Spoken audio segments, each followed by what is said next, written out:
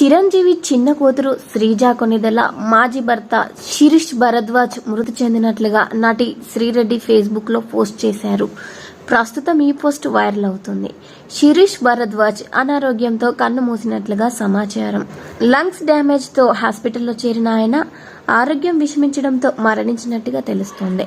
ఇక శిరీష్ భరద్వాజ్ చిరంజీవి మాజీ అల్లుడు అవడంతో ఇక శ్రీజ మాజీ భర్త ఇక లేరు. ఇప్పటికైనా నీకు శాంతి దొరికిందిరా శిరీష్, అందరూ నిన్ను మోసం చేశారు అంటూ ఫేస్బుక్ లో పోస్ట్ పెట్టింది శ్రీరెడ్డి.